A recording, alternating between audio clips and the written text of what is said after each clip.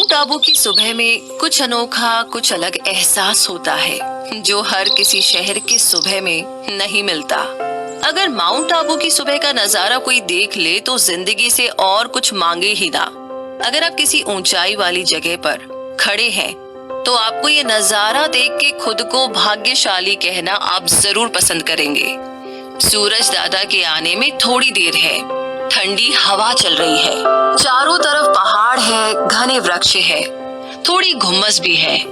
जो भी यहाँ रहता हो, अगर वो सुबह जल्दी उठता होगा तो कह पाना मुश्किल नहीं होगा कि वो इस नजारे को अपनी आंखों में समाने के लिए ही उठा है।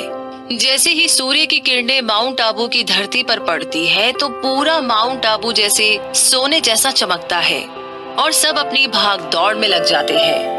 पर्यटकों की आबू में भीड़ हर रोज देखी जाती है, खास करके जब बरसात का मौसम खत्म हुआ हो। तब तो यहाँ की खूबसूरती देख के कोई भी दंग रह जाए। अब तो पूरी धूप भी आ चुकी है, सब घरों में काम शुरू हो चुके हैं। उसी शहर के एक घर में, वंश अब उठ जाओ, कॉलेज जाने में देर नहीं हो रही, वंश की माँ ने चिल्लाते हुए कहा। बस इतने चिल्लाने से अगर वंश उठ जाता तो हमारे अगले प्रधानमंत्री यही होते, ये पक्का है। दोबारा आवाज देने से वंश नहीं उठने वाला, ये वंश की माँ सौम्या जानती थी। इसीलिए वंश के पापा को आने देना ही ठीक समझा, जो जॉगिंग करने गए थे। उनका नाम अनुराग त्रिपाठी। हर रोज जॉगिंग पे जाते हैं और उन्हें फिट रहना पसंद है। तभी थोड़ी देर में अनुराग अंदर आए। सबसे पहले सौम्या को गुड मॉर्निंग कहकर नहाने चले गए। वंश अभी तक उठा नहीं था, या ये कहिए कि जब तक उसे कोई उठाए नहीं तब तक ये उठने वाला नहीं। अनुराग फ्रेश होके नाश्ता करने टेबल पर बैठ गए। अनुराग, अरे मैडम जी, नाश्ता तैयार है कि नहीं? सौम्या, तैयार ही है, अगर आपको अपनी फिटनेस से फुर्सत मिल गई हो तो नाश्ता तैयार ही है। अनुराग मस्करी करते हुए, वैसे आज वो पास वाली पड़ोसन मुझे ही देख रही थी। सौम्या गुस्से से, हाँ तो वहीं से नाश्ता करके आना चाहिए था ना, यहाँ क्यों आए? उसको भी देखने का मन था तो वो भी देख लेती जी भर के। अनुराग मुस्कुराते हुए, अरे आप तो बुरा मान गई, जिसके घर में इतनी सुंदर बीवी हो वो भला दूसरों के घर क्यों नाश्ता करे? सौम्या, मुझे पता है आप मजाक कर रहे हैं, इसलिए मैंने भी मजाक कर दिया, वैसे भी अब आप बूढ़े हो चुके हो। अनुराग हंसते हुए, अगर अभी मेरा रिश्ता ढूंढने जाओ ना तो लड़कियों की लाइन लग जाएगी। अभी अभी तो जवान हुआ हूँ, लेकिन क्या करे ये जवान दिल सिर्फ आप ही के आगे झुकता है। सौम्या हंसते हुए, वो क्या है ना कि हम है ही ऐसे, और हमें पसंद करने वाले भी। अनुराग, हाँ वो तो है, तारीफ करे क्या उसकी जिसने तुम्हें बनाया। सौम्या, वैसे गीत तो अच्छा था, लेकिन अगर आपका मुझसे ध्यान हटे तो अपने बेटे पर भी ध्यान दीजिए, अभी तक सो रहा है, आप उसे उठा देंगे तो आपकी मेहरबानी। अनुराग, इसकी ये सोने की आदत कब जाएगी पता नहीं। इतना कहकर अनुराग ऊपर वंश के कमरे में उसे उठाने जाते हैं। दरवाजा खुला ही था। अंदर जाकर देखा तो जहाँ सर होना चाहिए वहाँ पैर है, जहाँ पैर होने चाहिए वहाँ सर है। ये देख के अनुराग की हंसी छूट गई। वंश को हिलाते हुए अनुराग बोले, अनुराग, वंश उठ जा वरना कॉलेज जाने में देर हो जाएगी। वंश अपने मुंह पर कंबल डालते हुए, पापा थोड़ी देर और, अभी उठ जाऊंगा। अनुराग जाते हुए, तुझे उठना है तो उठ, मुझे क्या, कॉलेज पैदल चले जाना। वंश फटाफट उठते हुए, नहीं पापा, आ रहा हूँ फ्रेश होके।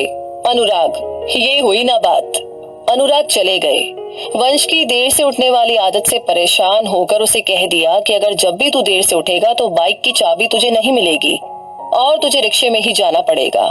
वंश फटाफट नहाने चला गया और नहाकर अलमारी से ब्लू शर्ट और ब्लैक पैंट पहनी, बालों को स्टाइल से सेट किया और आखिरी बार आईने में देखा कि सब ठीक है कि नहीं। भूरी आंखें, गोरा गोल चेहरा, मेंटेन की हुई बॉडी, किसी हीरो से कम नहीं।